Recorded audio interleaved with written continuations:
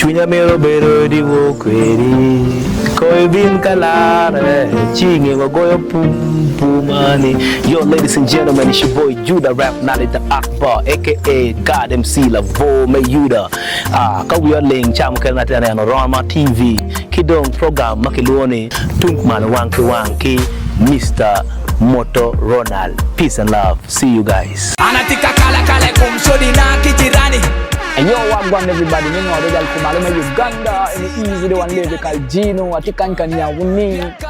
Make sure say you stay locked on Tungmalo Wang on Roma TV by Motorola every single Monday to Friday. Chapari Pakawacha. Shell, easy the one lyrical say so. And Baberu can you can name Ningo the judge, apartment knock, Kadi team meaning, an apartment knock, Anatika Kala Kala Kumchodi na Kijirani, Anya Dwe, Anya Yellow Penyon Yell. Itieni kuno my love. Ichamongotin my love. Nechunya pe komakany my love. Oh, tiwabori kanyo my love. Eyo nyalung edi wizi Mofa Entertainment wati program me Tungmalo Wang kachel ki Moto Ronald. Make sure you always keep it locked here. Orama, ilokadan orama. I said orama, ilokadan orama ya. Hey, na temo dongi na yomo chunya kere pio bana kikenia. Luani Captain Ice aka Jero Ice. Kati board are watching program Tungmalo Wang your Roma TV kere Moto Ronald. Fire go ban them cho. Yeah, poya tek tutwal yina me pulitin and why your Roma TV yina me ti ya luri ti West Nile ti ya choli ti kotido kwen norgi ken allow choli Northern Uganda. Poya tek tutwal poya ma Roma TV ki kanoke na me ti ya program bo Tungmalo Wang me beli chion kiro na chion beach. Ati karchel ke de Professor Maros nya beli Motoronal huni beli penyu Professor Maros tutwal ne kelli wa Maros kwa your Roma TV. Chalo management mo Roma TV. One name new Kuberke de Professor Maros Tami Wechen bin Yorama TV and one unge tutu tai we be down loria but one ukela chala where pukela chalo pod mea omio kai ni do nyinyu te ko chaka bonyu tiere Gin famity one bedi Pomiro den one kedi Gin gimite donkeni Baby Nino cha kwanya tere One no rama Atimo gina mano no piano no nina dit Ichen uru nina magino timere Anya chek pala eme Uyat na konya pono ya Kobo nyingjo manu be Chamu chana manu be Lilu tina mahagi poti tiri Negiti pierang met neni peber ya unu monka Otino kidna hogoro Kobo nyingjo chamu chan We tell them ayayaya Ayaya kodi timo pepe chamatiuni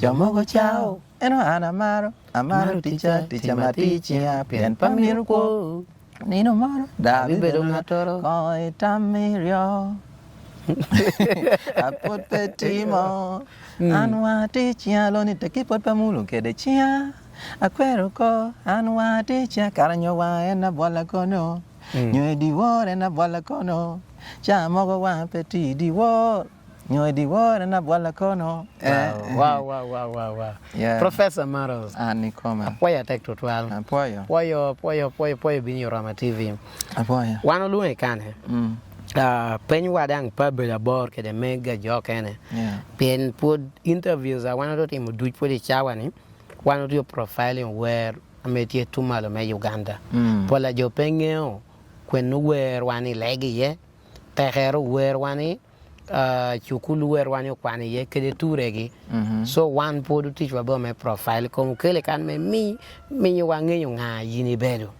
Professor Maros bedo nga ka ko bi Professor Maros Maros obedo atine Maros Caesar Maros obeda where Maros obeda TV achara Maros obeda wibie obeda tela Maros jonywalo bala wang teach ma uma bongwen I parish ma umi I bala town council chawani chon obeda patch chawani obedo Kole district Maros Jahokwan Dema primary Maros tekwan no muge MAROS ta binu I town ka ene school amolu oni faith kanu eno senior one ento ani kara me onua ama penyere ya bero minna no bedi jinja camp so minna cha no ti choki garage Buenos garage so anu abero ngata ma maro yo bujami kom ka no tira ni amaro do dolo ko shaping it into something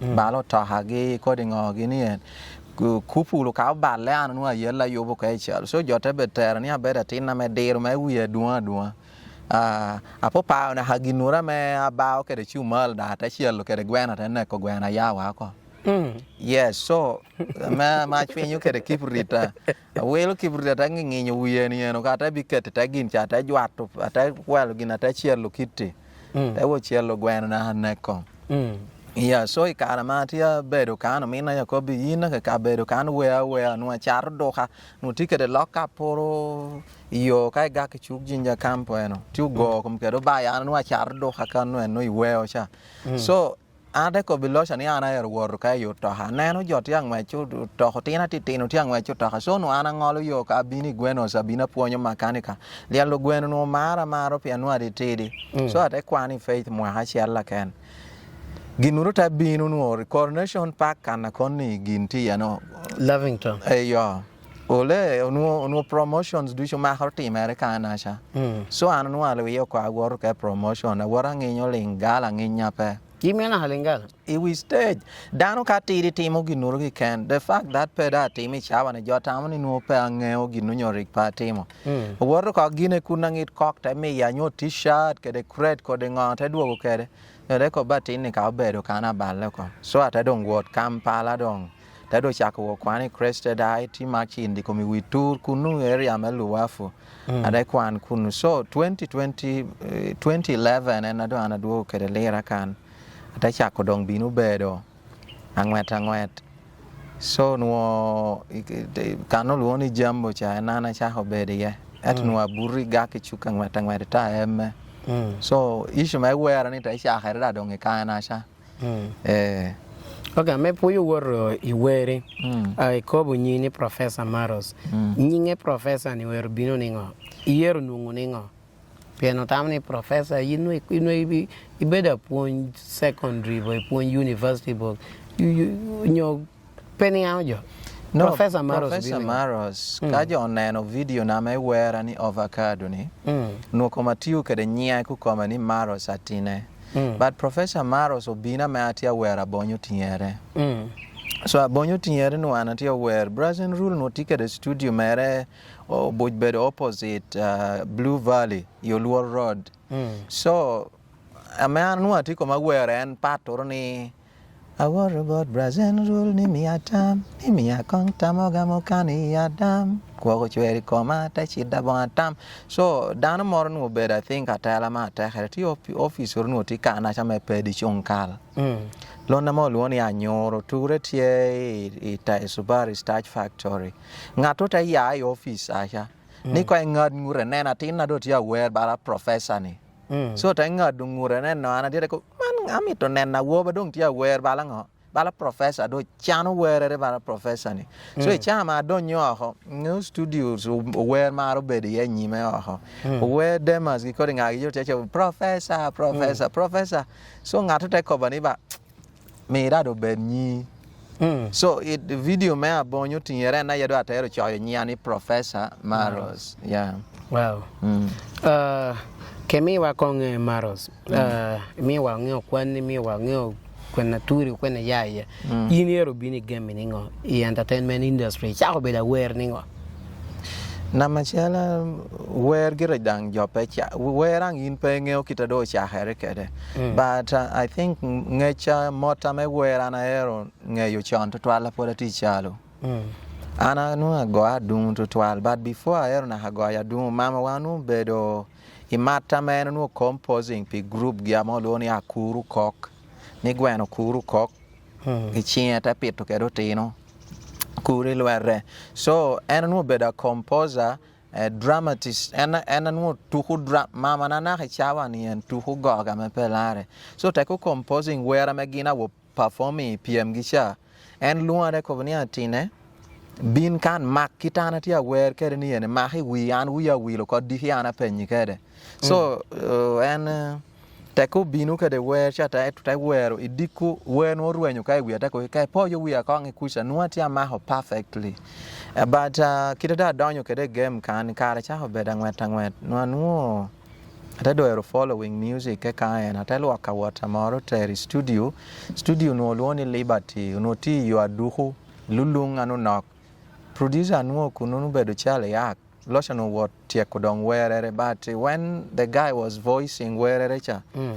tiki tura men wo producer what ko bikere ni no kong da hanyoni no kiti no kiti so anu no ti anu ye balaka ko ni ko kong hey ina gawni hey so mera ka ko no ti arwate so chale yak te ko ni ka twere ko tim kong nuong chen mo bina tim ngo wera shell so ata duogo ko da following day on wara no wero ko ta bino tim wero luoni njagala but over time we ended up doing bala wera de kawanchel so kitara ta ero bino ka de industry no barakara me yini de bino me yini bini wer yini donya me go wer leba nam nu duwe wer total wana be tam ni yini be kwano Kampala e bedo Kampala even interview na kedo wer ogo ko ni bini ya Kampala wer no leba nam bedi ye no wer ningo ibedi yonami abede yonami kitiwinya ko bikede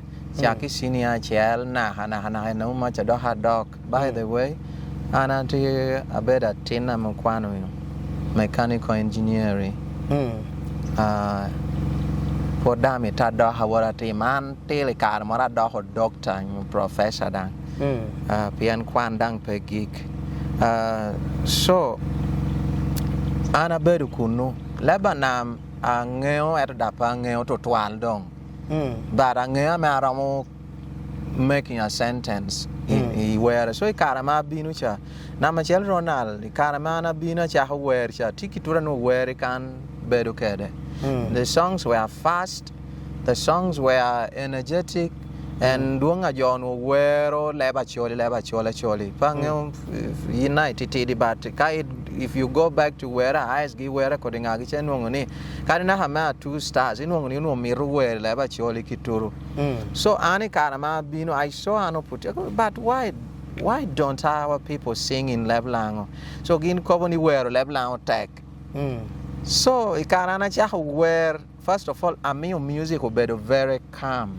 ingeo music ame winya meti kama meti peaceful anata cha ko wero kitu eno eka leba na manua bole ya chada da hono me obedo interesting but above all Jamaican picked interest in music because nobody was singing leblanc in a very sweet way like that Jotasha ko team identifying then leblanc kara were just listen to this boy because Ronald most of my songs are unaware Tom jaga to kono payin to marita kodingo where anan pater radio no e kare chanu CD ya jotero kede where but presenters no maro bini studios e bino gamo where am studio more no tete mo they are producing luckily enough nyaho luoni Agatha me nuti voice of lounge pange chawa ni kanati ye Agatha changi ti QFM peace be upon her Agatha war studio ta wonu ngana tia where ni kono pepin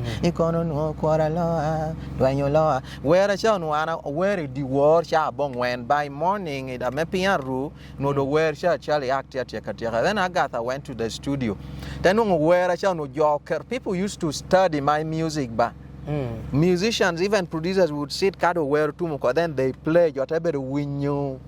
So when Agatha found them, they could be pair ya can kapa work the where no rami ya la ko kind potikwa you can ask Ramukobi.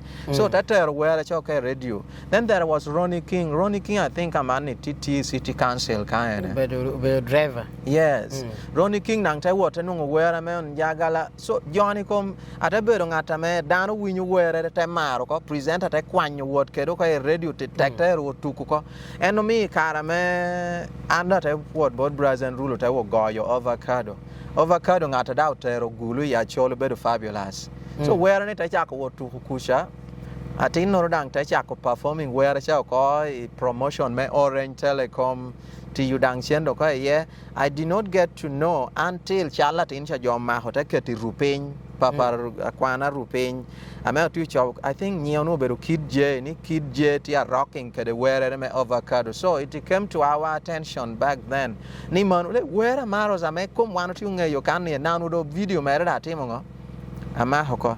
So, tabe opportunity man worry actually because of that incident. I mean, Jodong Luangani, we now need to invite this guy, One Weri and Nikome.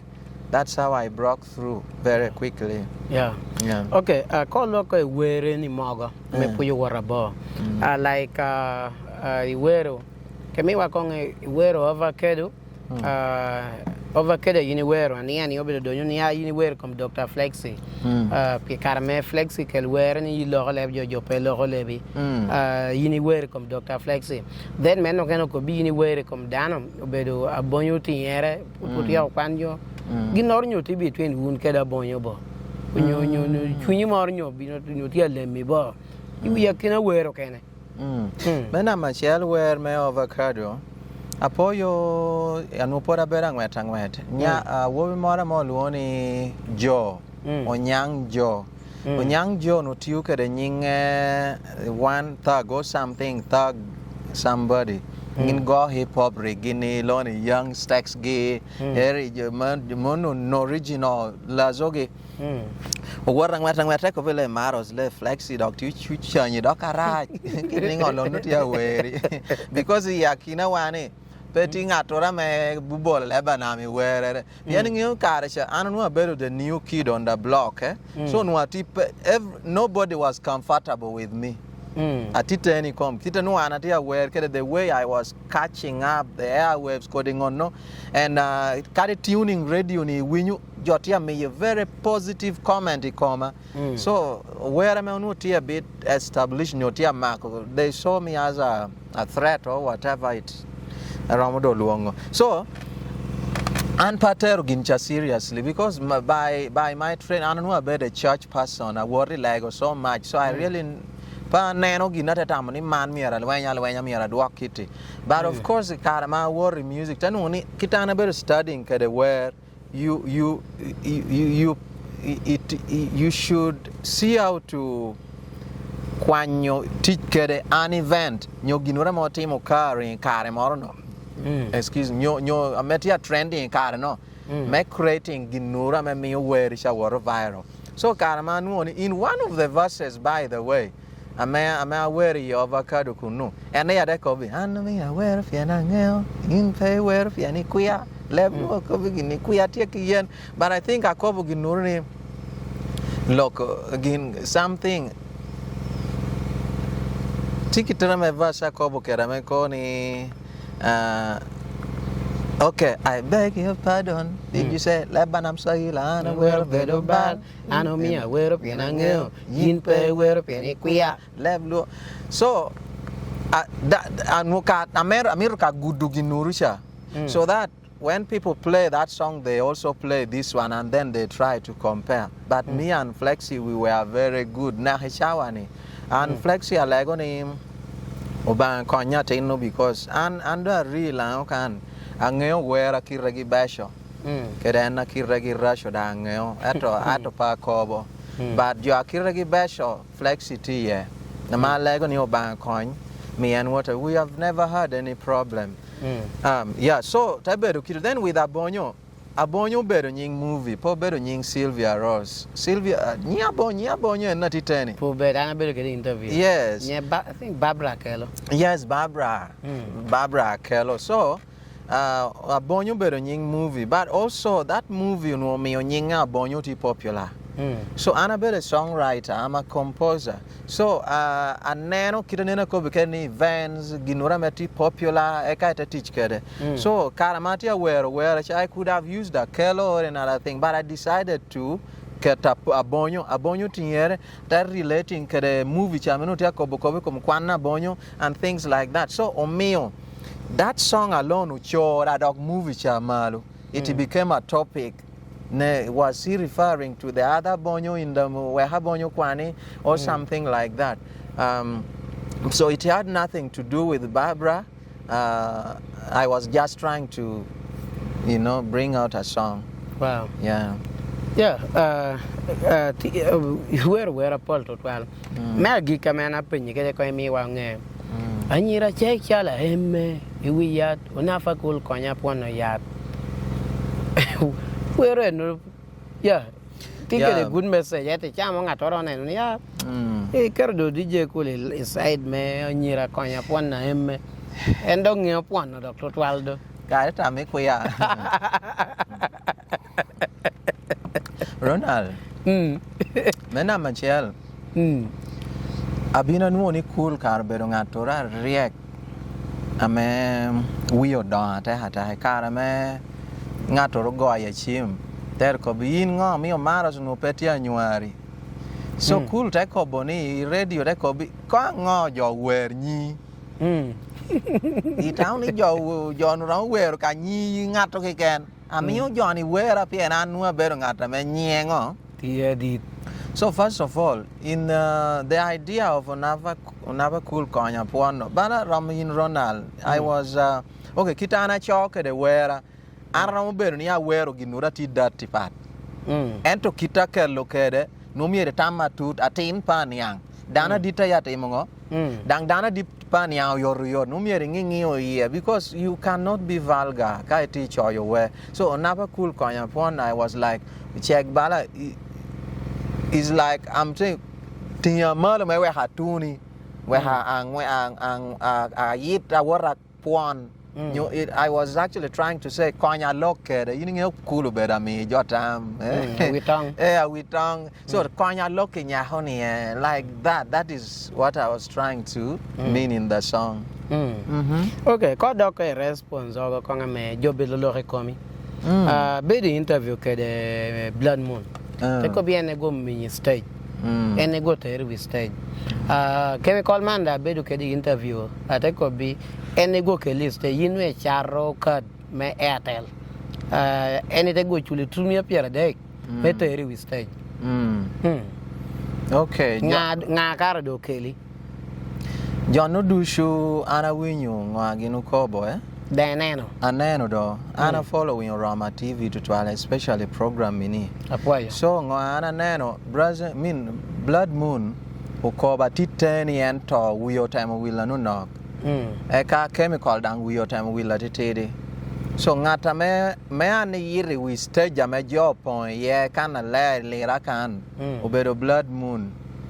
Blood Moon no kelo rabadaba neno eno ko ni kelo raga di no kelo rabadaba karmo hado dia jiro down bedo I think lucky you wuru maro eno kelo rabadaba Pacific Grand Hotel ata what where ye pay chola but kiti winya ko surely yes I think moon pay hano moon bedo kede o where anga yo no mi robedi show a moon Eka moon ga ini ko ni wo beri show mere pe ko pe ke moon kita da no tiu ke de abia realizing e ka na ke ti show en posters a yin na moon no du chal jo ame no poster no chal jo tu point ya me no mier ko da ru cute Wang en no chal li ka yin na ti ye ya no en kara pe nyu chen ne mi ta ket chali ni chen mo so posters no moon rado ni no lwa ka yo rao chen me so lo no bedo ngata bedo to na de ro pat So, and na ya that him approaching and near me to Ningon, no, I were a bed show.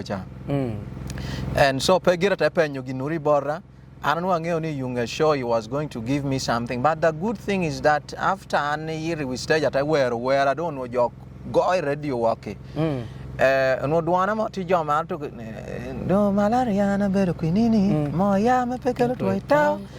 And so jote ko ule na tin ne kare ni le lo no mola le ko di ngo le duane mit ko ni wera be so from there jote rubinu boragamo na machima dong then ngato cha ho me ya chente na me music ko bedo chemical man nang will chemical man o yobo show kanun loni club suis ti between corner ka kogeno kare shel ke the blue corner yunge yo tungcha side there UEB no no kelo lo na mo loni aga Brother Martin, my girl, no bear.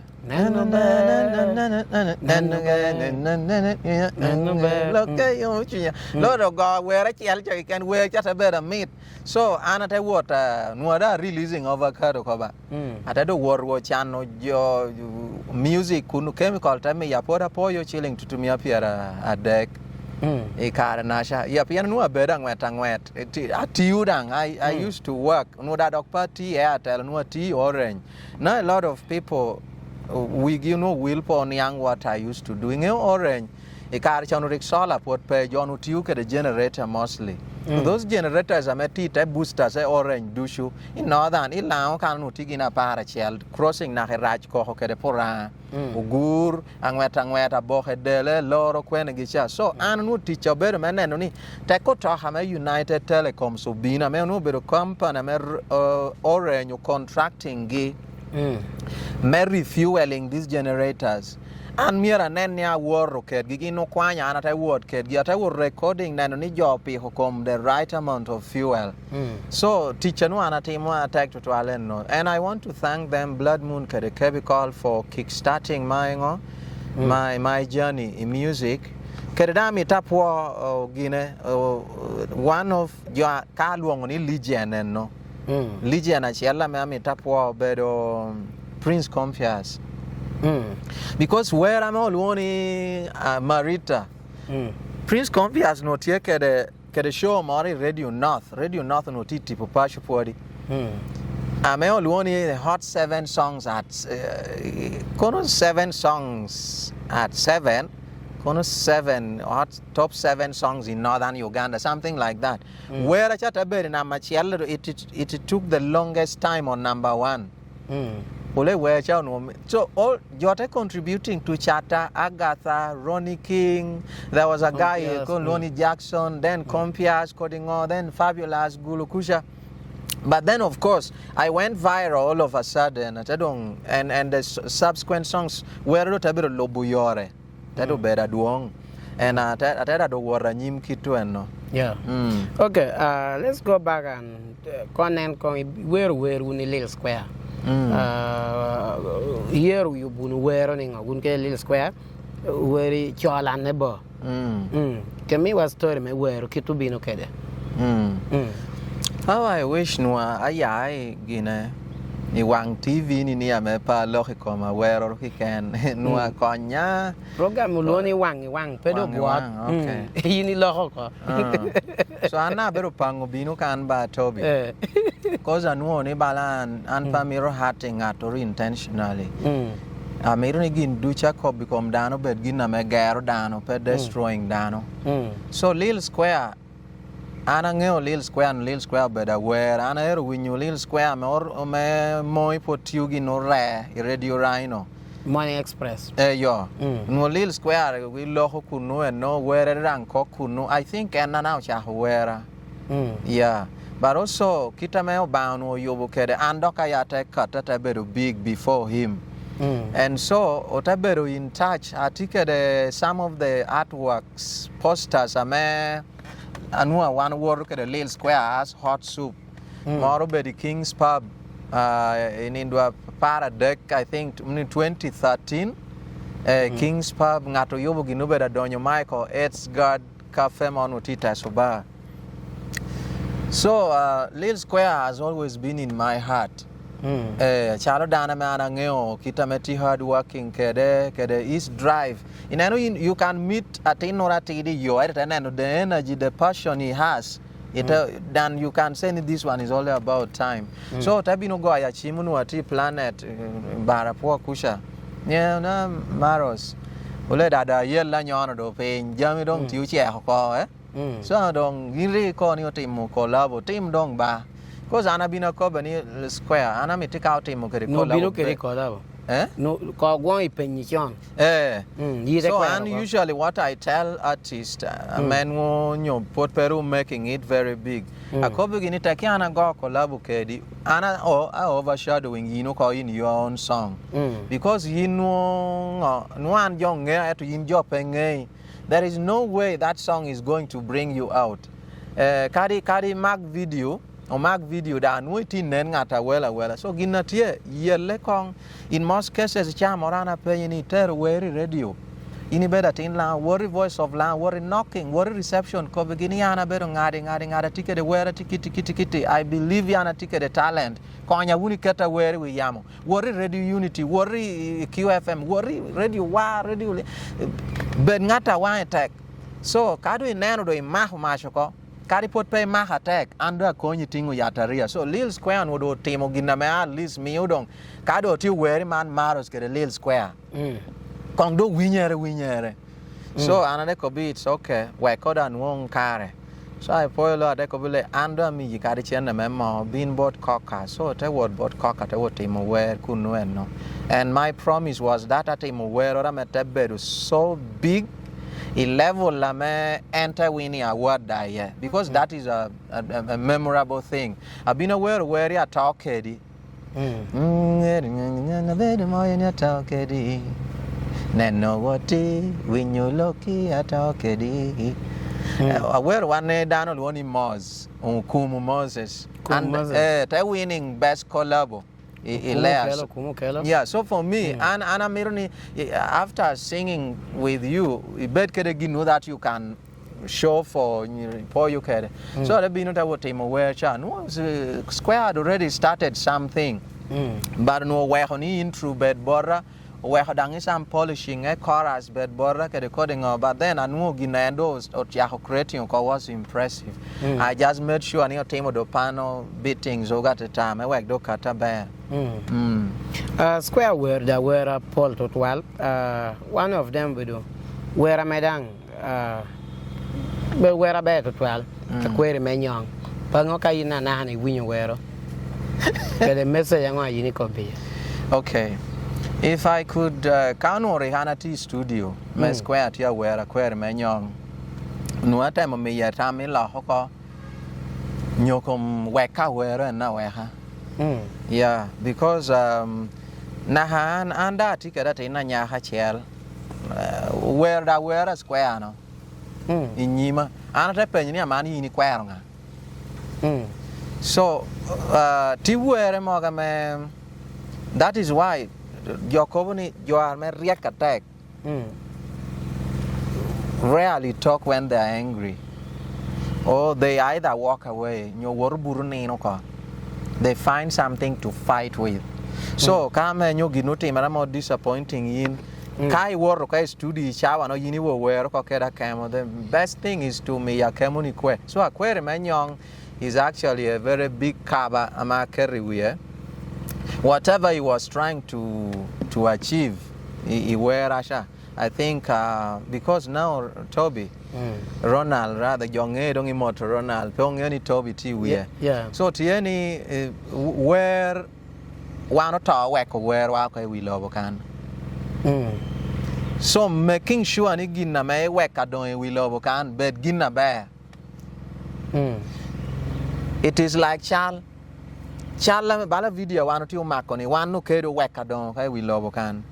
So miro no weka message a bear but you a man and no carry one pair. So songs are very important. The lyrics, the things we say in it miro bed gina mera win you keda tinni nano keda tinni a me pay tabero guilty ni yin miro pay win weary. Yeah, work you know, and so pay that bit even where again near the wheezy. You see. This is how I see things. An pabero ngata me miro nuongo hit from anything. Nia take ka go hit an paparo.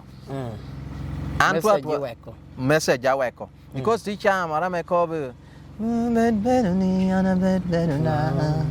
Ponywala kedi kwa ni we kwa na. So ponywala kedi no obeda ngale moro. Kono yini koba me peti kobu in a song Ronald ana ko ni peko nywala kedi. No ekwera don't do because we are all children of society.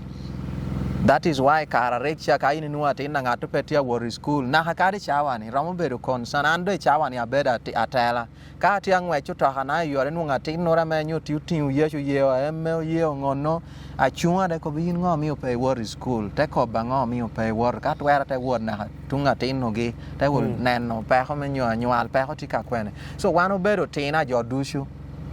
So any other thing forget about the song being nice. Mind so much about gina yindi ko. Okay, gino no feeding. Feeding kira jomogo.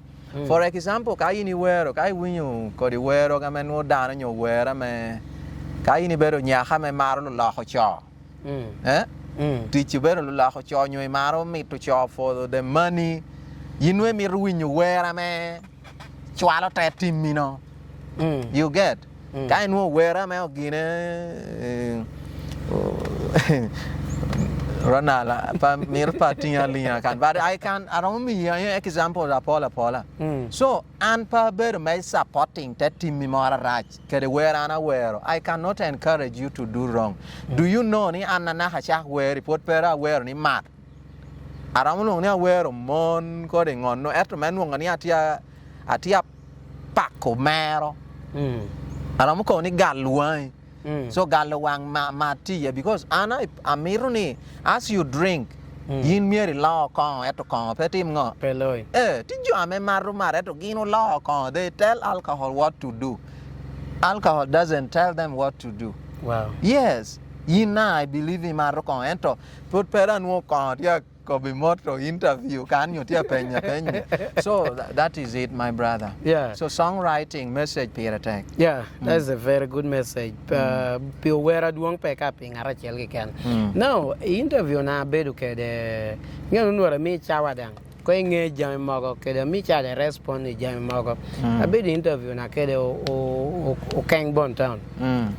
Bon town ko bi yini beda wera ra betu twal kan we bedu kan we iwe lego ke the stage performance it ping total me stage is okay and that time ko be stage you need to ping konen no Okay. I don't know kita me we stage nur bet karachel ke de kita nur dano performing karachel ke den gira that time ko bo the way kita nur kel ke the crowd kita me nur yom ke de jo I think we in end of that interview. Manuko na missing ko. But I think and Maroko bugino twal. So now Omega nani dushu from Lille Square, Bon Town, Brazen, Kodingag, you know. Mena Michel Ronald. Ngata meti talented. A mea titenity ke the talent. Pechao talent awotere. Inano Jona go child this artist I go child the nano painting taneno can this is you know you must be able to nano kwa dane ta kwanyo ginuri and this one is unique in this area. So kaini nano line of Messi amobera to me is the greatest to ever kick Udilo itiene. He rarely gives interviews ametia pahere exploits serengo ene tia team et wana yokobo anpa nuo postora men line of Messi ye pa ta show yo ginuria because neno Messi mi akuchur loke winyu welego. So and I could actually because the reason why anpa mirono bino can Ronald not because I lack what to say. My worry is what I have to say. Do I have someone out there who can comprehend it? Because it is like I know the kwanya professor. It could be where puonyo tin nursery. Ke the German man puonyo ke the doctors.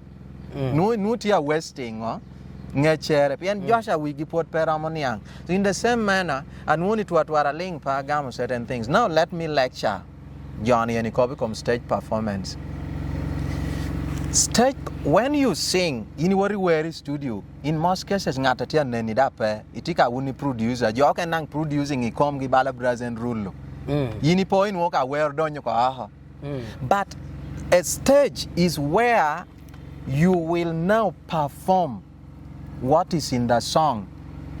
Iti expressing word by word coding on no ngame unity copy where isha. Now the reason why Okang Tamoni and stage nyonia team at a stage better than the rest of us is because he has failed to appreciate the fact ni style and music amen timo part ke style and MAROS timo. For example, it is only Okang ame loki diere where. Let me give you a good example. I say, come on, driver, come for my break. Machuta yayam, kino muni pa. The man you want driver, the team. So, could you no pay where Maros? At the where take it is stage. Machita Maya, Mura Matamoni kinda correct. So when Okang is performing that part of his music, take it to a man at Team America, and it is unique, the crowd will enjoy it. Because Kitamura and expressing mean performing transferring emotion to the audience and you know. Yes, so the type of music he performs, you know, he needs to demonstrate it. So it would be so weird for me, where, for example, kando yata yiriste kono pepin ikono no koraloa ilwenyo loa ubapi beri kati ati mare kitu kanga pepin ikono no koraloa jota monia po dang no po atiteni. Now that is the art of stage performance. Ronald, and Pamiro Kobo, what I am good at, but Konu ngata kobu ginu beda where I would really take it. But if you look at my performances, then when I'm performing Pack and Scatter, when I'm performing Awekitamo, when I'm performing Chentepe, it is a different flow. I want to give you another example. Iwinya tina choleni amawero. Gimo kikena mini. Dagi penya amini. Kani penya amini. How do you expect that boy to come on stage? Where he will stage balo kang. By the way, nano kang kodi mi alama. You know, that man style where and where cha. First of all, Annabella where musicians you are aware from inside of them. So maybe yan flowing a chorus at aware verses eka gas apeta tum duana peta balle. First of all, shouting par redual. I come here reserving that and so I will be chapange but where no meet matek. That is a very beautiful song. If he's performing that song, he needs to transfer that emotion. Gimo kikena mini, ine, negi penya amini, kadi penya amini. You, but now then let us go to one of the greatest dancers ever, Asha Raymond. Asha Raymond took the word and Asha that was inspiring and I used to sing all Asha songs. That's why we knew music Asha, yeah man, new Asha Maruko yeah man he wear. Asha take it here performing Moving Mountains. But it's like moving mountains. It's like moving mountains. In one, he's a dancer, but you will never see him jumping or doing what because the emotion in that song, he needs to transfer it to the audience. Another one, Ronald. Obedo Beyonce. You know Beyonce is a dancer. Yeah. Beyonce take it here.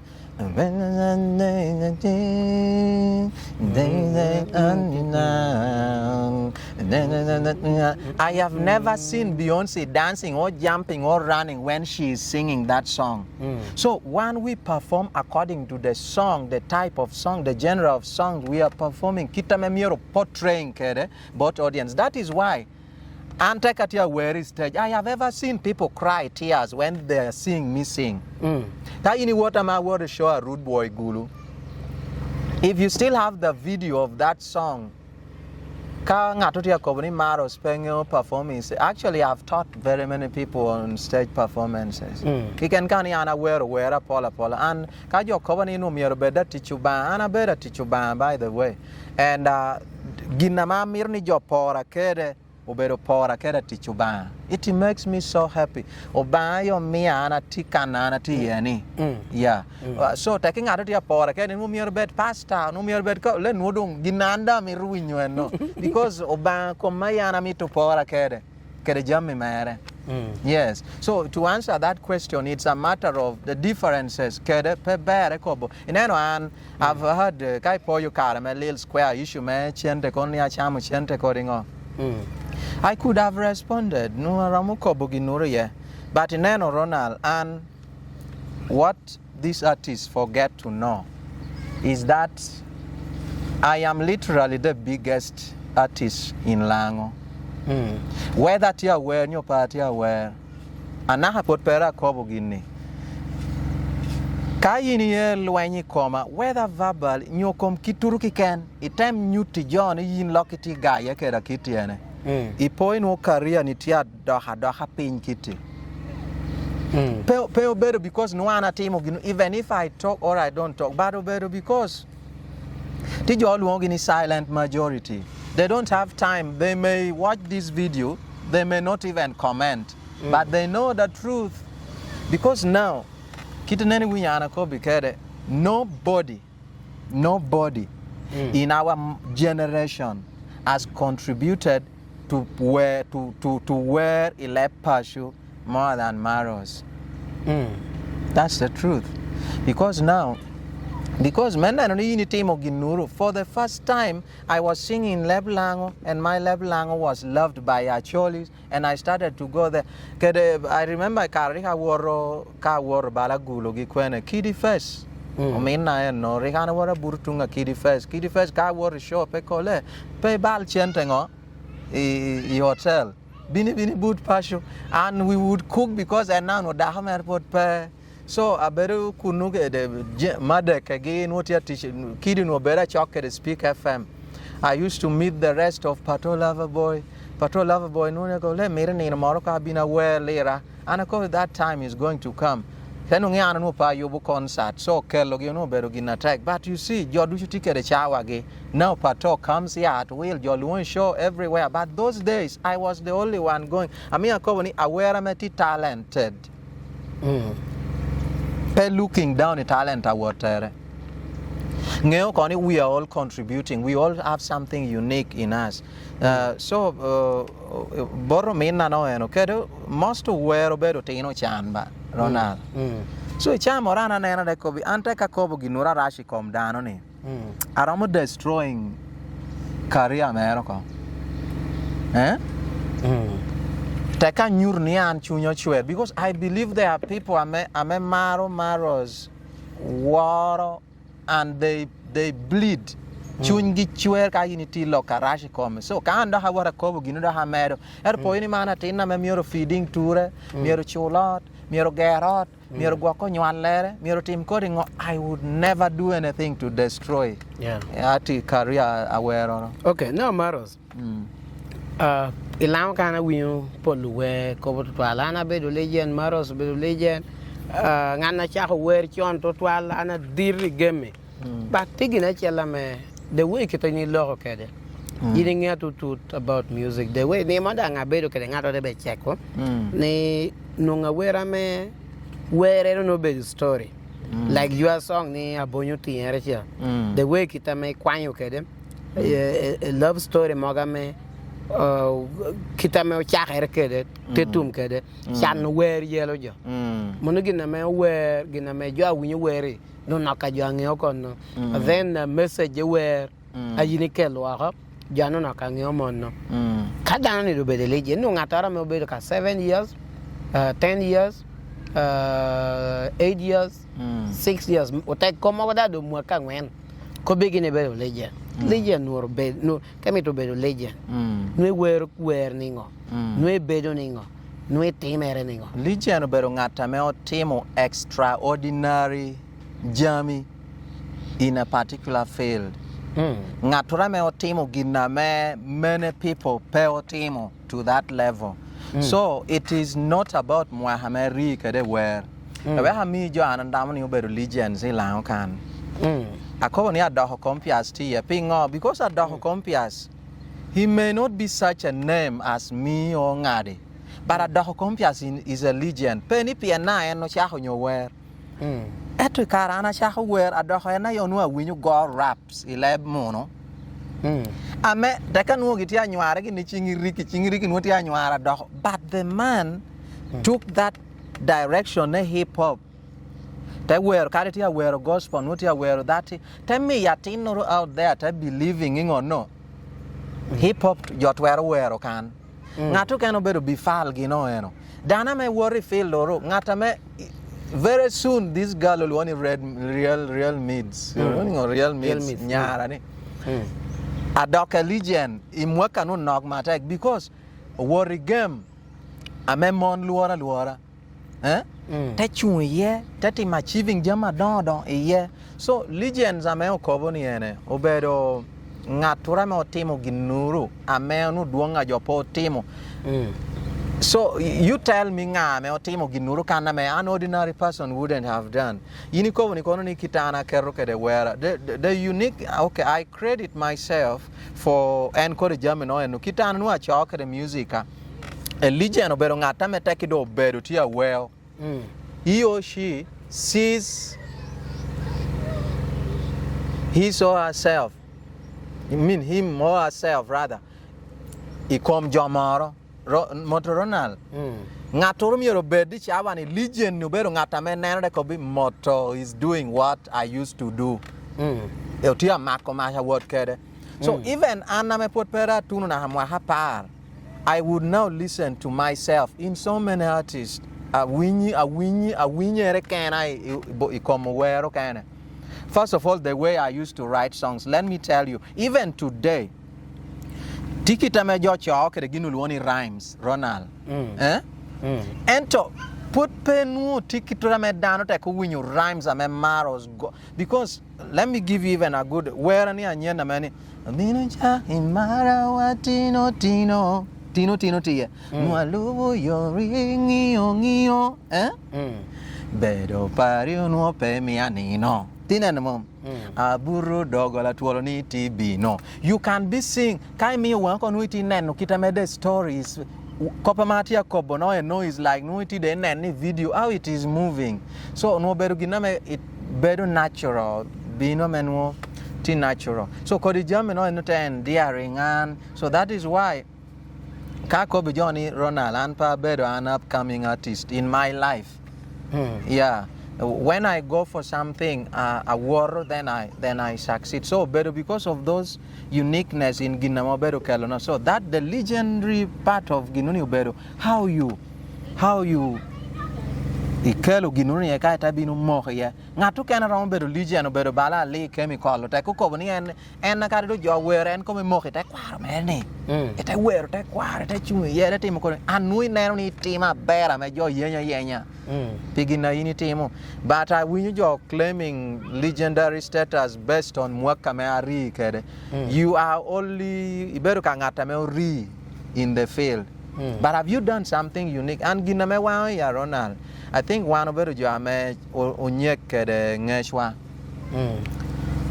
Another legend ame Mira Kobe. I wouldn't leave this show without mentioning Brazen Rule. Now, my Brazen Rule is a bit complicated. It's complicated in the your nini. Brazen Rule to me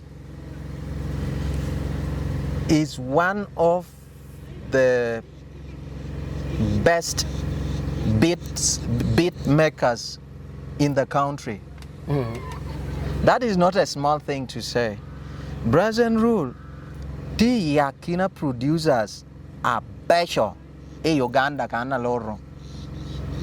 Kau tuni lab go yo ziki, you know, Chelotomiana is up there with the best in the entire country. I only fault him for one thing. I don't think Brazen Rule has producers that he has trained. Manu, you can answer. I don't think, because I don't see them. So if he wants the legendary artist, I mean in status, he needs to make sure that there are so many kids that he has train in production. This thing Rule at studio kaya ati ami to keto gini neto we have been eka yinita bi yabu ginjereti mikomi. You are trying to hide something from your student. So I think from now mi do chak dong puonyongo producers may work pian well jora do medoko.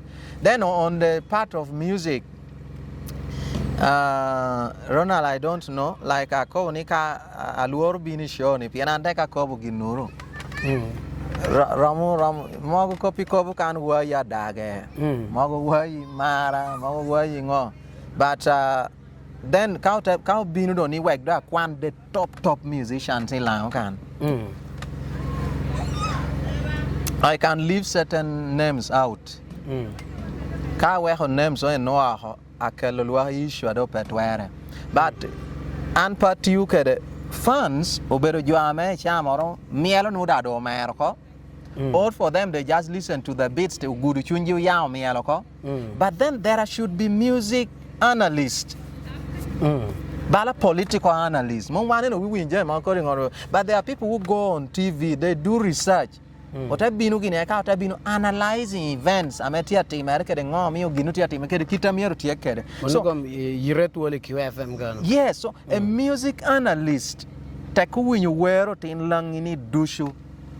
Cowbed, a music analyst, would always put MAROS #1 every day. Every day. If you listen to our song, including your favorite artist, whoever that artist may be, it analyzing music one by one. Kunikero into context. Kitu chokere where music, the origin of where or no, coding or no, you will always put MAROS at #1.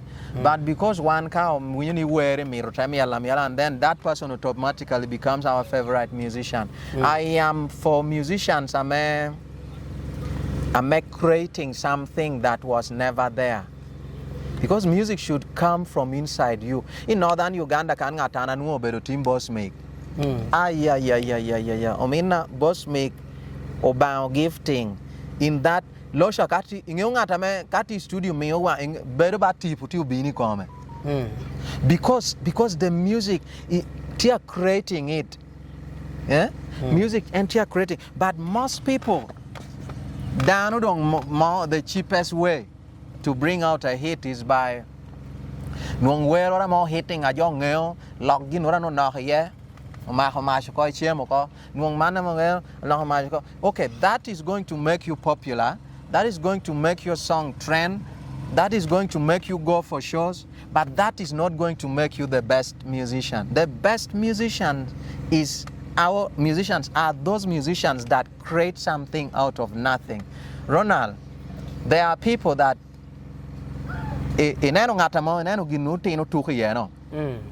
idea make you know that bouncing you know and yeah from a certain genius. That drawing you call that me you ngato do that be temo. So the people that create something a metamo ginanu pete kelo and genius and no. And genius and so I admire so much where I'm creating something from scratch. From ginamana hawan potpo winyu tekelo ekajote maro. That is real talent. Wow. And I would rank them. Let me take you to Apache. There is talent in Apache. In big Fabi PY game. First of all, PY could become anything. PY can me to be the biggest, the best coding he could. Sometimes in your react kadado katehani. Takipe we space area who can met there. You need better call within your zone and you don't allow anything to. But that guy is very talented. Another person is Big Fabi. Actually, Big Fabi is a philosopher. Ronald ana beru kede jona ngeogin dusha chela ngeo were kan dushu na hangata me riek kateke to pengeo ni riek ana ngeo dang Iko bi wadang do so Big philosopher kadi ini ti beri ti lokera loha kitide ngeo dano ke ini beri tabe winyu ngaen kobo when you wear the things he says in that song, and I know he's trying to drive at. Ana bin ka Big Fabi. Pa how do tie kan yini me ruwer jam keto jam duchi we love on in one song. Big Fabi can be aware about to anyo. They were about nyom in the same song. They were about, but it's a philosopher. It's just too much. Then there is a word one cool sada. People are there, but I'm not a patch. I want to cover Western Lao. People are there. Then of course it they can gym tingy. Chim ting nang ya pai. Yeah, gym ting pay up. Man under the ball Okay, round. okay, yeah. Manufti jo magame because neno Ronald. People forget. Yini kare kwano karo kan no pe bere ma chiele kilashe. Eta tina no bere ma chiele kilashe ni chawa ni karo kan ginura timo nang pe twer be ditia pur ti pe ho. Komani chukul. Ginalo no yela no. Bug no yela. Na ma chiele no yinya to worry. Ah, na ma chiele winya. That is life. Tijo Mogamet is so good, but they have not managed to make it in the field of music. Tijo Kenamut where enter because of Kwan Kede Kitamejo or guiding Gikere or Miyogi work of music. But they are super talented. Ramogini where. So John America where which and there are very many. Okay, you first give me your top 10. Ilaukan. Top 10. Good artist. Menakwa can. Good artist. Nini keta ko nama shell. I kept on Michelle. The reason why I am number one because I am the only original musician that creates original music. I don't know how you want to call it, but the truth, if you need to be analytical, analyze our music. What don't I have? What don't I have as a musician? I can write, I can compose, I can sing, I have the voice, I can do pretty much any kind of music. Ka catch you to wear hip hop. I mean, myself 3 months. No, I am competing with the hip hop. So, can ende keraka ye. Okay, kemia kong ja para besyo ilaukan kiken. Enakwa ya yana. Menakwa. Enakwa. So kaketana kwa ando nena ko bokoni anati I am me wa reason ero. Yes. So I would atina patch that I would akwanyi tungcha me work we up a will. Kedepa bina mati prepared to make such a list. But ngata me peramuru enyi ye obedo holiday mass. Holiday mass. Oh, top 10. It top 10 ni. Eka I would put kikane akop currently ya jo nakadong kodo lao takido tia weri shawani takido tia weri shawani ya akero dema zoko Jaisland Sigwe atake to real needs Bedi an pa maro ko okay an pa maro kita ne moment wero hip hop kono no ram wero hip hop ilabla unwa biala nga but I know she's thinking about it manu nyara no she listens to me kan ramu perfecting labla mere because when that machine Wang mono betungi kusha. Okay, if it can get you to the American audience, then do it until you make it to that audience. That's the same thing I told BP, may his soul rest in peace. So, and then of course, otike the Lil Square. Lil Square, I will tell you in Lil Square, where I recommend. Where I come Tikani where I'm a Lil Square, where I'm a Tirokita Lil Square, or down, okay. Areas I am bere because TJ Morgan Kikeri, where I can. Nakangaria to make one meaning. The man who call it, Tikoni the dad dog, where get a rado, where Donna. You know, long that you where Kitamachaka, the Kong Miro that in Wakiramari. That song, Eka kana do te baleni, where get that dog, ule those things. Okay, Rakamon, okay. Peket that dog. Nahakara tini takitia wearing ni pian at in Erdang, Changwan, boyfriend, Emma. So call in the Tamil Square. Near whack there, get that dog in him, mum. So those are the things you need to walk. Kitanena Kobikade. Don't tell me anywhere Shavani. Anywhere not don't I will love Cane.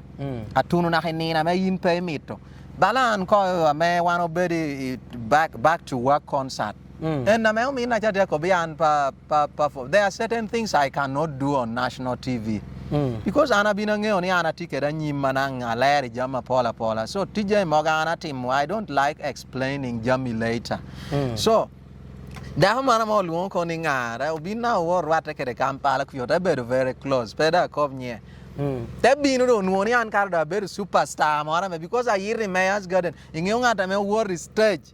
I jota ngol la kwa me pa wero kene jota making noise na hamon na hani mon wor dia ni duogi bini wer RCC no tio you can attest to it. You also came backstage pianando no yitu kweto joti MPs wor kuno to make a speech eto joti abero heckling gi Maros na jota duogane with stage so ngato te ko bani ule nyaka chil kitu ko mbinu gui nyimile no mieri nakite and gini tia nani TV otin na tido toni yakite you know so nano dali do tia yang so now I don't have to go dirty in order to impress people.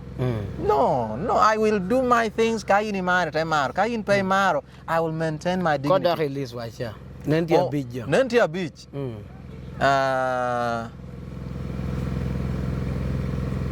Akat to T-boy okay. T-boy no. Osha reminding an of the late okay. Because I get a better the late BP. So T-boy akat yakano. Eka akobo ngato ma patch. 2 years pelare. 2 years pelare. Then I have to bedi bon town pe mirni wando ko be down and dong but nang ti yakina jonno. Ti top 10 lang kan. Yes. Then I would put Vera. Yes. Vera. Udah hadi. Dah habor. Dan ria. Tia tin ora metia wear ada hip hop okene. Oh je Murphy. We nena we lo ka je o mara karda join penen. Kanen tiu chano jo nunen jo ogen ko. That guy is a talent and be wary. Be wary. Amiu easy a better legend. But because easy da binu ke the style of music man more lyrics still flowing crank hard energetic that could be ni where easy come easy where chala ani ko dingo but the man stuck to his gun te kombero kello ginu now kayini winyu kitare be where gitimo ke the music Lonnie ni Jerry Prince not Jerry Jerry Prince though Jerry Prince some when you kid type of music again where you timo gini the easy way no that's a legend Michael Jackson obino ta creating style me a lot amani ni nano na penny so break dance is everywhere yes Mr. D gi kanueno where dong pola Mr. D nena ko ni gym ting ti ye ngata under rating gym ting no pengeo music gym ting is bad Japer no ramo ko nene tayo loko gina bada page where ma page dok tigi dangi koko ni gin pengeo gini di ni ubeda where dan goye dia mi to yerbe ko kun pa no kedi tem winyu ko jami no now ginana ko bidiene di ubero dana dit is a family man, he's a producer. He knows music. Okay? Ikara man put ati Kampala aworna kawa no di no beru ke gita. No ti ke gita mere. No ana ti ami to word board producer ma lo ni producer Taylor. Ka da cha wer kunu wer atarwe atado. Ole atado studio won won jo cha ko da jam wor ke wer ye na ma chim gi da pe. Wer cha da ta big gig kunu. So, do you better dana me anami to ni okay, para mo meyo tame na bero dana dit but kanu mier dong tigi na kobe pianu kan po bero ka kobe but I will tell him also private kana gudu ka de ni weg bero gamo dog jo atata okay ana dak timur ko me no da ko me miu no dang do miu do ame dano tero ni Balana releasing where and in one. Mira creating imaginary fights getting at Toro to push that song. You what a cha wearing at only wearing trash kai pork at Nina why is stop and not a copy Nina why is really by doing so no tea chat to wear. Man, for me I have more hits than any artist still can save the late Muzebi. But petit drama more man to to try to sell my songs. I release Kajo Mar Jotim. So I want thee to leave those issues. Anangoni and a better way, Josh Dangoni and a better way. So Kodia Quair Manani, one pongeo, di dinga cherepecha, po berni John Wopengeo, but they're just trying to dance to where am I unity to go. They think he pian hinan witty look, in Kuyagi, in a dirilog, in Nadotia metirong. So Bana Ano you are la potiqua, at Mwahagidot, you were Rogini, Cham pressure that do yellow gear. Kawi ni anatia gaya wane ngato kan. Gin pa winyuni giwacho bede music game. Gin ko mater ko ni atitena tinor ni tia daga tin wada mi to neko bala wo macha mo kangi gini lil square. Gina dong ko tim ko di ngoko abi adong adonga ka nywalan tia winyu because gin wigi do petamo tuni level le man bero game. Kadi wo explaining I wan gir gini peti ateni. The reality kita jotia me yutia sounding ke the real me you better worried. So now and I don't want to subject my fans, my relatives, my parents or tenona iti winyurona. Tunge yoni anatia alwen wan ngata me party alwen ked. And if the defamation is real, I choose to keep quiet. So di mir wagina we ha. E ka gino te no ma pacho no. Mir ko munge gini we so much believe in them. They are very talented. Let them start giving us music. Yeah. The old-fashioned way ni gaya uningari to sell a song. Balaan a word much a luenya a little square gino kang amo pia long ni music battle. Unpower yeah. Because okay, I'm principal, but also I wish people well.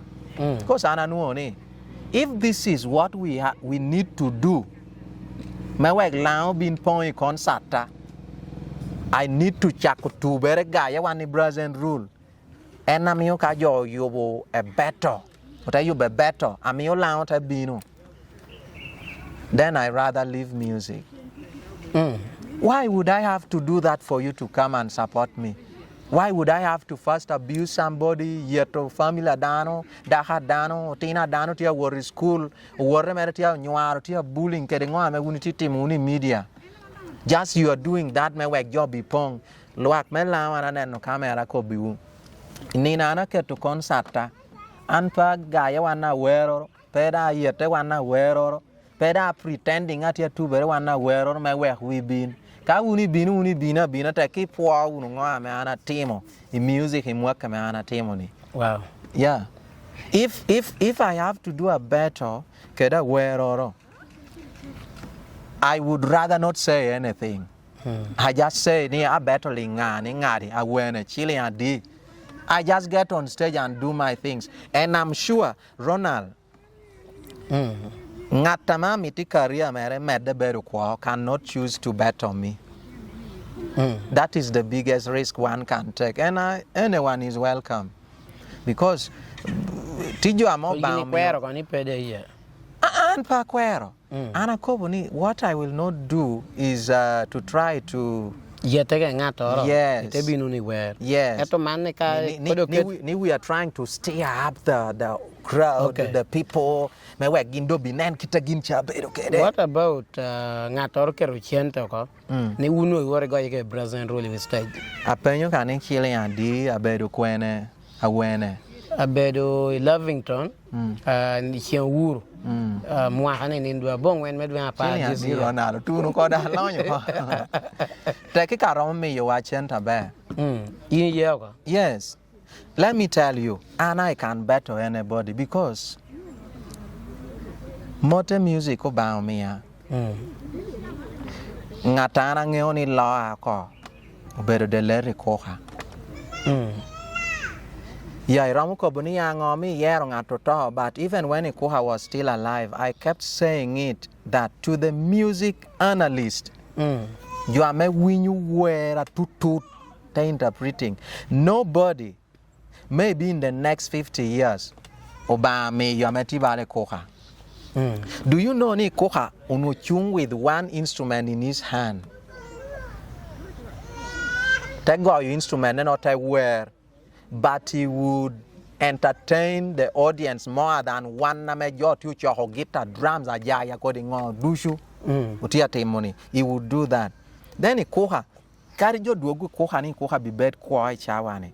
O take koboni utiu me to need your go where, let me say, come bola. Okay? Your go where come bola. E koha ena year composing ginamita lawan do. You just go back to his music, it I win you. How aya e koha po kwano. Ento kayi ni win you lemon na me koha lungi where mere dushu. Lungo balanga to kwano. That is lunga porta bere no ko kobi koha kai chiella ken. So kita me koha no kelo kede where to point and time of driving joy. The uniqueness unmatched up to now. So that is the only guy I made lower hands down kitty.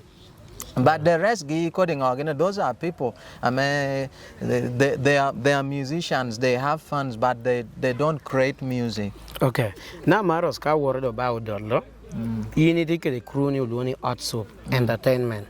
A crony. You need to get a idea. Shining ngado ya ko nga eto jom ti hot soup ana poyo o chakerda where or nuti na ka chane jom mo ti ke mi wa ko nge jo ti hot soup ke jo yini kelo ke bien I be the interview kan ke ja Paul dini en kelo je ma fatin ke Mr. Berry yet wan wi yani ni yini kelo atin ker kelo beware gi cha sondo boy gi king soma gi yakina ja Paul total. Let's talk about hot soup entertainment. Hot soup ba. Hot soup ukelo where Paul Matek directly or indirectly. It is like being a father. A man igwa hotina me mogo beru your biological children. Others will be adopted. Others will be rotina me unity konya. So hot soup ukelo jo Paul I aramu kobuni almost hot soup contributing almost a talent to where percent Pierre Bor no. Amati lang kan. Let me tell you how. J Murphy uno ya from uyam lokono T Shine FM. That binu kan jasa binu touran wa very starch opposite starch factory primary school. Binu kanasha ta binu ko bakita tia me to where kede the plans he had come quiet time and just to meet me so that in your ticket in meeting keda where am I in maro you don't go back the same just to inspire and we gay emsa Dil Rafael ame atawni lako ya no better where kwana la apu da ya la kan Dil Rafael otia ko kwan ducha do mier jo kwan the Led Zero Cow, Lil Square, Mr. Berry, Princess Kevagi, and King Somagi, no, Till on no warning. Okay, musicians are many, but the reason why and Pamir look about Johanna Kello, because your time, when I talk about it, then Nen Balanatia Ami to did too. But Kello Dano doesn't mean you need lure talent here. No Dano take the talent. At the charm or the protection being under someone who is big gives you is that it gives you opportunities. Maybe work or a show, no and no. Nano kita me Dano team okay the Jeremy. TX Gino and those are hot soup. Yeah, TXM, Newton. Where even Azy, Dr. Azy be the hot soup, Karamoda Kanu. Actually, Giacomo Bera Paula. Cham, when I'm going through my old pictures, then I start to remember how we used to meet. I can't look. Now can they are very Morgan will okay we are because we are talking hot soup chakere ba mwaka para bicho karangech. So I don't remember everyone. Kede ingeo tikitura me bedi group kom chamoro ti jo kana me penge o ya. Inano karina ha an jogwa ha Kampala Ronald eto ngata mo gwa ha I don't think aya iture kitanu miera ya kede yora no miera ya kede ture but pe nakishawa ni doga po ngame rokobu ginura ti negative kom ngato gwa ha Kampala. Yeah, not that he treated me a bear ame poti magina raj po wona but I will die ame pa kobo. At least ka kobo kinu pa kobo the exact things he did. But when I was young, because aneno ka jama besho, who could have done that at that time? Karentia tima Germany and ngano ramo tima patien aneno ka ginu ken. So groups like tijo kana medaka beru takini don ame timi to ya tikita me mieru yini ya kere. You don't have to destroy and you burn the house yini ya weho. So mio mirna me because nge we hako begina chiala mo bino timere. Hot Soup was the biggest and the strongest music group new crew nyo luoning o labo. Ilang kan. But tatuni karame other people who take the resources. Tero tamoni if they could who wero game tita Hot Soup. Ukteke lugini camp ge. It would make their crew crew ya bedo kede wait. Yeah. So anata nung koni bedo kede jo karakan this is what is. That's why katene nata wero ni ama kapira. Ama go Wang man match. I had gone through a lot. My family was disorganized. Aware man ya ta cho ando tina ya we Hot Soup ko atiri ando tina ya timu ko ringoko. It was everything was done like to paint me as a very bad person, and I was not understanding it. I think jo amunu tu ya ba crew amenu chente maroti board ge. They were promising these boys jama basha don Studio. Yes, something like that. And I allowed them to go because you can never take away. You can be adopted by Ngatoro, but Ngatunyuale will always remain your father. Yeah. Or your mother. Yeah. Yela maropeke we ko we akate bi udol wanago. Chunya mero bero di wo kweri Koi bin kalare Chinge wa goyo pum pumani. Yo ladies and gentlemen, it's your boy Judah Rap Nadi the Akbar aka God MC Lavo Mayuda. Kawiya ling cham kana tena no Rama TV Kidong program makiluoni Tungmalo Wang Mr. Moto Ronald. Peace and love. See you guys. Nya bedo Moto Ronald ti live you Rama TV. Ati kan kar chel ke de Professor Maros. Program bedo Tungmalo Wang me bedo chen ki na cha bi cha par wi ario na cha wa chel. No de ke Professor Maros. No Maros. Kado wan worom ba wo dollo. Ngomi yi tamoni. Yin na ye bedo wera bear. Ti gifted. Take a lot. Ilang kane. Yakina wera mo bam yogi mot or wera me tike de talents ame ti gifted ilang kane. You are the best musicians, eh? You are talent aware attack over producers. You are not more come wadushu. Because gin how we struggle, how we create, how we voice, how we struggle, how we make things easier. Or better producers. That's the reason why producers can't even one artist is the best. Because gain no town you where do support Kelly business. So kind of what call at in MAROS I let allow Johnny do show. No you want you Josh, you're going to lose business. But Ronald, here is the thing. Jobinu kelo ginuru ma COVID 0 9 0 0 7 0 7 we are baby culture corona distance. I think George walo ginasha about blood moon ta goya chimi jot baby culture you walo wero na miero wa woro were ya ta woro ta bini studio Mr. Dia wara no were ma miero were gin cha jolu won gi dushu tie. So gin cha tia kok ngata ro keru ginuru pon ngo Petia.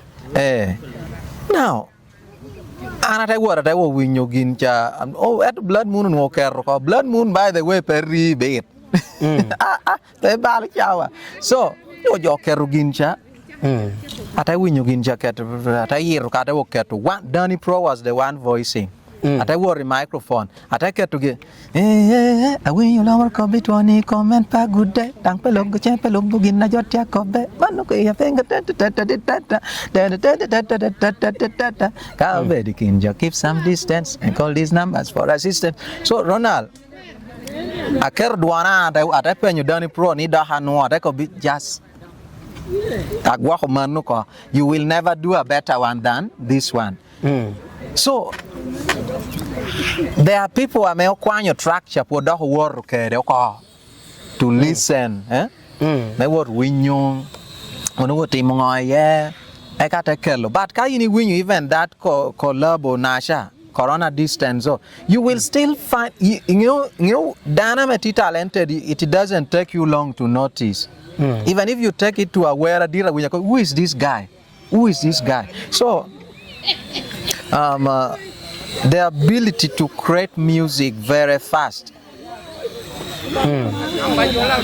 is actually ginanwoni obamia but also music itabedo kere taki you mieri beda yil mieri beda mai loho deng ikobi jo how you are too big godingo and that you can believe in ko but some of us are naturally one po lulo hadong about those things because we know we can do them.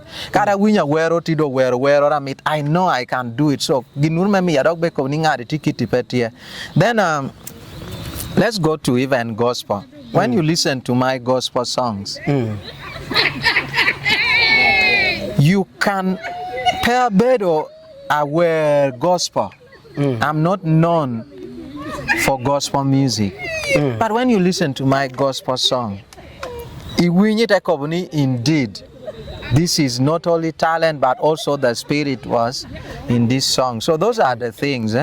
By the interview na kede Charles Ogwalelare, koboni yino ba mi mot me wear lego yino beda wear lego anyway when you wear yin come to chinyana yino joining yoko okay very soon apo ya interview no da Pap Charles by the way shamor wan ka bini interview ani utako bika e cop kong legends stiki to me wan wiwa wilo ko kede ngo wear gospel but ka ko ba duong legends dok ti side the gospel ano gwale lare bere dana chelle gwale lare tortino imara leri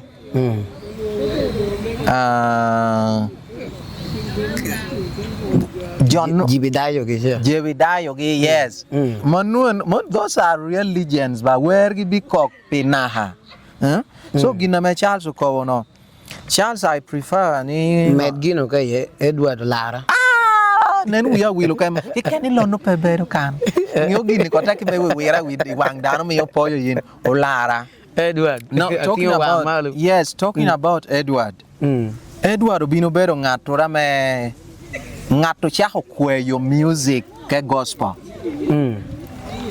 obedo Lara Edward wera mo wero amen woni tia moli komi atingu wanga maluba yes kala yes nena ko ni dil Rafael la yo kwana lo gi Lara Edward kwano mepe ya so a woman for a real that pot pa lo kede but amita kwan bala John no because ana beru ngata da react ba to twal ko man pa luora lam gi nuro gini en so miero anda beru professor me manu woni indigenous wisdom rieha me o mo kelo riekyu ken ni wi lobo because ngatoron mo miero be diri reaction na ye jotero kwano rieha dano na sha kwana school so I carry kana don't I would be that kind of person so Edward gimanu jo mo kelo those are legends so I think I will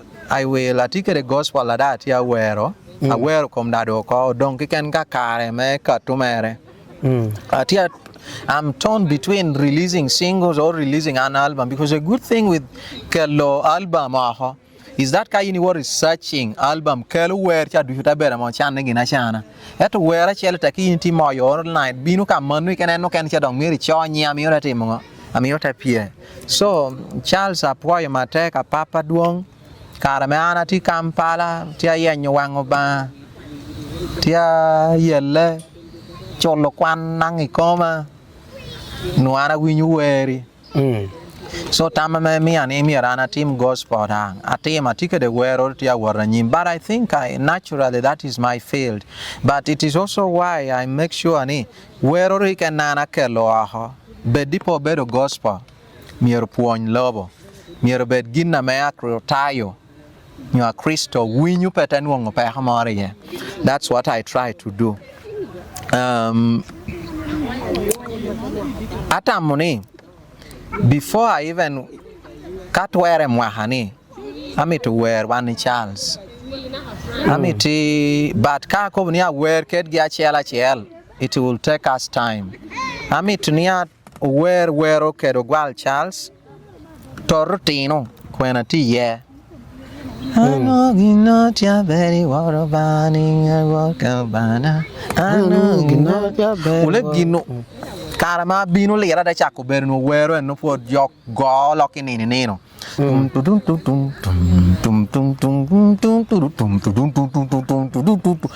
It is my favorite. And then ti were mora da okay na bor kono ban politi maura kalo pe manu ti mor kom ti e kanu no. That woman is anointed. Then to wear one oberen Charles Bedi ye. Caro moyo jevidayo, ore moyo marabolo. Sister Nancy, como wear gospel lidushu. Yubugi, you would that go. You would that go. Dan nena nuo shari abino kana nuo. Because he can kind of yubugi ti yakina intricate, intelligent people, smart people. So kaya ini to ni bini ginuru no mier kaya miya kong reason nora me ochwe. Adi anyere deep kaya mi yubu ko reason no and no yubu. But I just want us to do something for God which is extraordinary, and I want to spearhead that. I will meet all the cost video coding ana meeting. All I want is for these people to come together in one gospel song for our God. Okay. Kado dol Professor MAROS. Koda hodok hian. Ya bedi interview kade Coco Finger. Pango ka kapeneno iwo neno. Interviews wa kade Coco Finger. Ineno. Iwo neno. Ati YouTube wa kade TikTok Morama TV. Pola yo mogo neno. You are racha me yigi pubela yom. Coco Finger amo penye. Eno ko bieni ngo weri lao kan. Ba wicha MAROS gi Brazil roll gi cha. Eto en penye weru. I don't know kita me una chalo wer. Winyu no kede nye winyu kede te tammo kede. An patama raj. It is possible. Yo belo social media to twalnia. Ni no pebe. Pian gire marabe tunche be busy to twal. Cover very busy, eh? Rona lana nge ya tupange ochegi. It's not a problem. I don't think if you meet my two kids, you can recognize him Tina MAROS. So where Roberto Tino wa. But take Coco Finger, that is the most important thing. Better wear. I'm sure take your took wear amoro, it will get to him. He must have heard my music. It will because I better the Coco shows Dangapol when I'm performing, when he is there, he's listening. So nuka where yuta yure we kono time where mano yeah I win you no. But I think in the moment ichawa nasha no peramo kobo nying where shell. But I'm happy that he recognized me. There is me, there is Lil Square, there is Bruce, there is and many others. And talking about Coco Finger, and Pablo Kobo Coco can is because Coco is beyond us. Koko bedo ngata me anka kwana yakina were Kampala kusha 11 la malu. Pero harang bedo reducing and yo kele lang pashukan. Bedi. Porgel square. Bedi. I'm not saying Coco Finger is more talented than us. Because Coco Finger tike de Coco Finger ngeo leba na maber karako. I'm sure ni kono no wana ngeo leba na maber eka atiuno ke the foundation ne bedo Kampala down kunu. Because Anna, I would be the kodi wera kodi ngagi timu cha B2C gi cha wani tia goyo King Sahagi ngao kene ja we were palazzo those would result what we call I would be like those people. Yes, they got nothing against me. I can enter any studio magin tia inena bina woro wanati no luoni timuno timuno deke utera ngut is team studio moro tia me team match in there did come ugo wera baba fana gi moro wera doni du come yubu wer kunu ti TikTok ena chon chani. So I don't know producer cha ole losha takina niti tia ngeo ni ana beru como joke le. The best ginana mara about myself is that kayini nwa first of all peda ngeo ni loan it wana check log loan yield loan it is so talented until I start doing it. So losha cha me wano gine teketo kiken ka track cha pien track don wotichon. Tai wor ko ite luong ngata ni losha bin biti we ngeo ngata metia nyuta attitude losha ta duogo tenwonga bin tenwonga kero verse tayengo ka wiya yen ke ta ko bi you man you don't deserve to be in the north ukoba kitu eno you don't deserve to be in the north so ta ko bi agoyo do gini kom ta do robero ginu ikena do atia keto harmonies ko ngone da atia keto wecha ti do amaki come so I prefer ningono dano puoi yore nasha so koko bero ngata me tikere that kong no wear Swahili me pelare so mi eno bero ngata dito do an pa koba okay me agiki Kang Bon Town interview na Yorama TV kane warning where am I lang ne kai tek ko yini wori we ke de boss me hotim no tek where ke de boss me pay yot yini er tu bot boss me ngo where ke de boss me. First of all, Boss Miko team is an extremely intelligent man. So, intelligent people or teach guitar, but teach guitar yora. You all the gin pemirkani pretending, but you must be real. So I think for years, Boss make closely. Amatia where it type measure. Ame yakina where ana where ana do wuku yapi anu beru ginameti bit and clean kanwenu chakamita murumita. So erda pura bo balo ko ame ka yinde ti yanyu yor ta ka ye wori ko bi antia where gin. So atanu Boss make take bi ya itimu kana be. So all along Boss make no ngea Boss make maro where Boss make is my fun. But then my discipline, ingewana bedo ngatame. By the way, Ronald, for some years, ana wear kamwaka deck, and come mano koni dano because weary and tyranny, he worry show.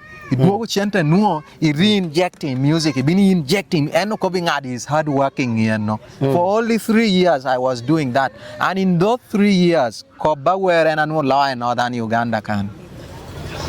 It's not there. When I used to sing, I woro, do ha done studio, a maho video kene, do ha kelo wero kene. For those 3 years, I was the kid.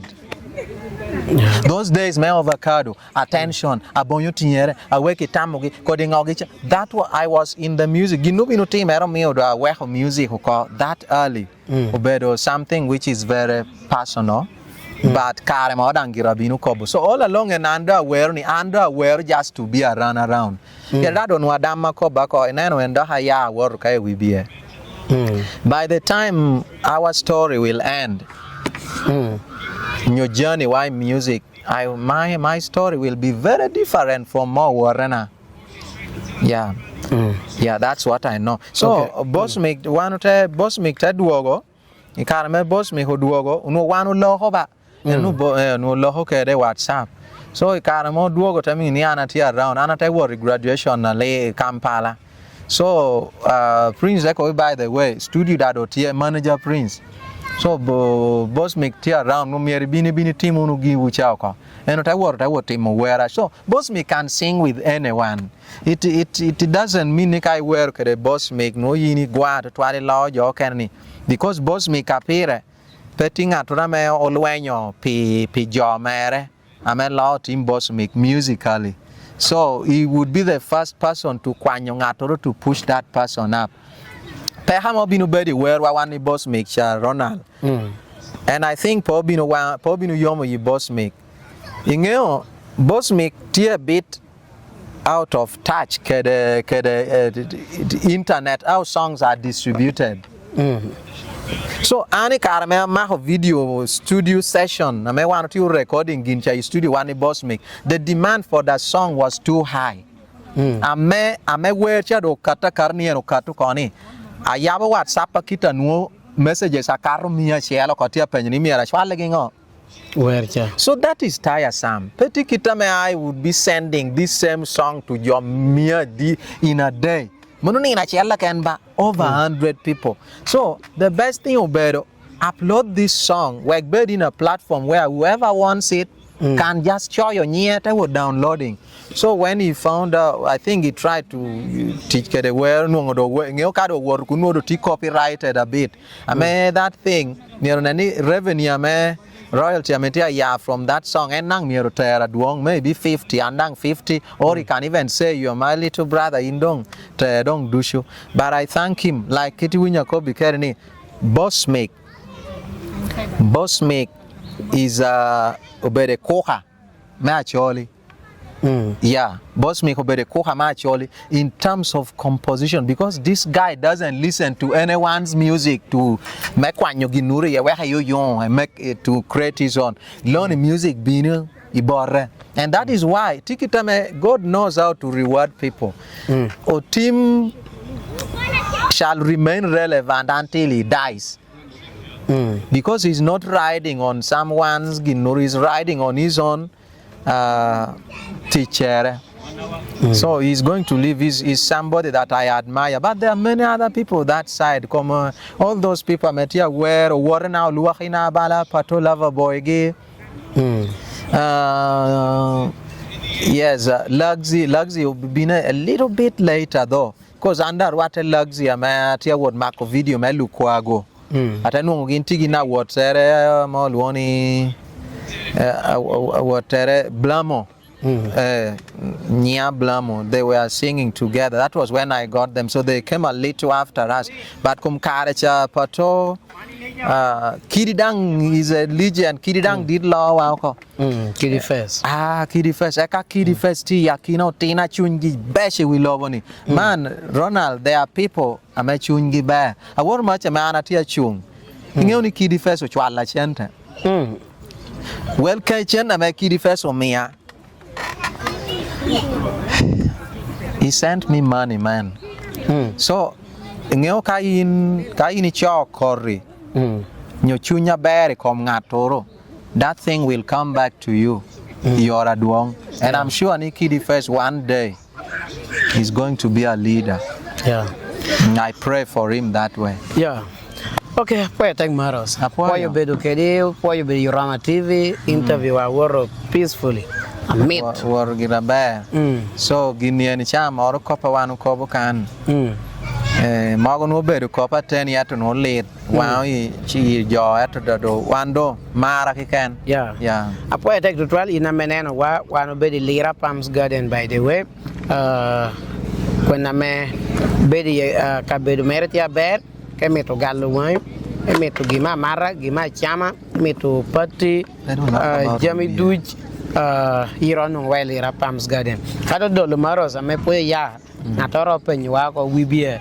Ina dari work e politics. Joda hanua ko bringo mi pe loko da ye. Pai do le wibie. Ini work e politics. Kon kunu dia tere ninga. Kunu tia office dia ter ninga. Koman wan pot pera warni. No da ngeo ko kitagi nu bedo kere. So you managing politics ke the music ninga. Na Michelle, music bedo my source of income, bedo porna. Ana pe kere porma pura bana. So manu kari na kishawa ni kami tuluanga kele show. Ana ti very available. Yeah.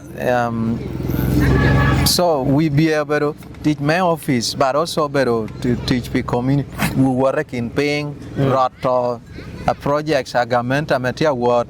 Kede neno ni uo po yo mogo. Kede dai mogo ikelo. So tiko ma water bear. Teach kom Ronald gina tech pe we love ni. Kagina tech tieno jami du should tech. So an come and money it is easier for me and tia water bear. Because and down wa amaro angeo ni tigina na wote mo pijo. Ginando tia like go ka corporation rebuching ka sel ke joy pashu. Me we honen ni yimwa habicha wano beri yani. Kwa wa lo khere. Ke kan dong. Yeah. Apa ya tek total maros. Jamo kana in podi duo kan tege jama pol nur lori pa politics batine ni wan ta me kon ngenga yini bedo. Kede gugu je mogada jobe kobo ana poe tek total kay dog bala ini wata ba apoya poe bin Roma TV apoya yeah poe drama Chunya mero bero di wo kweri Koi bin kalare Chinge wa goyo pum pumani. Yo ladies and gentlemen, it's your boy Judah Rap Nadi the Akbar aka God MC Lavo Mayuda. Kawi ling cham kana tena no Roma TV kidong program makiluoni Tungmalo Wang Mr. Moto Ronald. Peace and love. See you guys.